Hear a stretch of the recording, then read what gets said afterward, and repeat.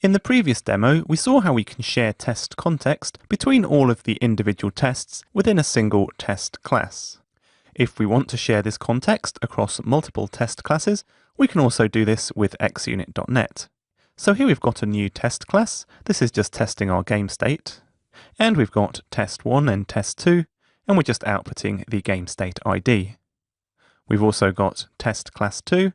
This is essentially the same, but contains test3 and test4.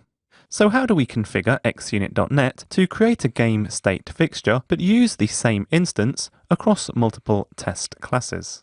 The first thing we need to do is actually create our fixture class. So here's our game state fixture from the previous demo. And then we need to go and create a new class. Implement xunit's iCollectionFixture interface. And once again, as the generic type, pass the game state fixture. But notice here we're also defining an xunit collection using this collection definition attribute. As a parameter to this attribute, we define the collection name. So here we're defining a test collection called GameStateCollection. Also notice that this GameStateCollection class doesn't have any implementation.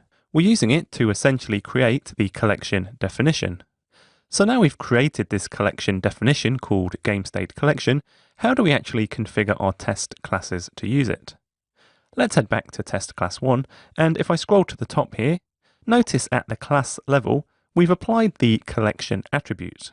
We've used the same collection name, GameStateCollection, but unlike in the previous demo, where we implemented the iClassFixture interface, when we're using the collection attribute, we don't need to implement a specific interface in our test class. All we need to do is apply the collection attribute. We've done the same thing in test class 2 here. Once again, we've applied the collection attribute, and we're not implementing any interface. Now, before any of the tests in test class 1 or test class 2 execute, xunit.net is going to create an instance of GameStateFixture, supply this same instance to test class 1 and test class 2, and consequently, all of the tests in test class 1 and test class 2 will reuse the same game state fixture and consequently the same game state. So let's build this. And what we're going to do is we're going to run both test class 1 and test class 2. So I'm going to select test class 1, hold down the shift key, and then click test class 2. We can then right click and run both of these test classes. If we expand these down, we can see that test 1, 2, 3, and 4 have passed. And if we have a look at the output from these tests, notice here we've got game state with an ID ending with 52C. For test 2, we've got the same game state, 52C. And in the next test class 2, if we have a look at the output, we've still got the same instance of the game state, 52C. And also for test 4, 52C. So that's how we can share context between multiple test classes by using the collection definition attribute in conjunction with the iCollectionFixture interface, and then in the test classes, applying the collection attribute with the name of the test collection that was defined using the collection definition attribute. So that brings us to the end of this module. In this module, we started off by learning how we can categorize tests by using the trait attribute. We learned how we can execute specific categories of tests using Visual Studio's Test Explorer, and also at the command line using the filter argument.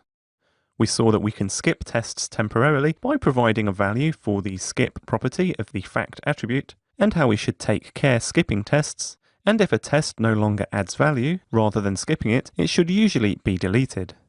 We saw how we can add custom test output by creating a test class constructor and adding a parameter of type iTestOutputHelper. We saw how we can reduce duplicated arrange phase code by moving it into the test class constructor, and also how we can centralize any cleanup code by implementing iDisposable and adding common cleanup code to the dispose method. We learned that we can share context between all of the test methods in a single test class by first creating a fixture class that's going to hold some shared object instance, And then in the test class, we can implement the iClassFixture attribute, and as a generic type parameter, supply our fixture type. We also learn that we can share context across multiple test classes by first defining a collection using the collection definition attribute in conjunction with the iCollectionFixture interface, and then inside our test class, add the collection attribute. Join me in the final module of this course when we'll learn how we can further reduce duplicated test code by creating data-driven tests.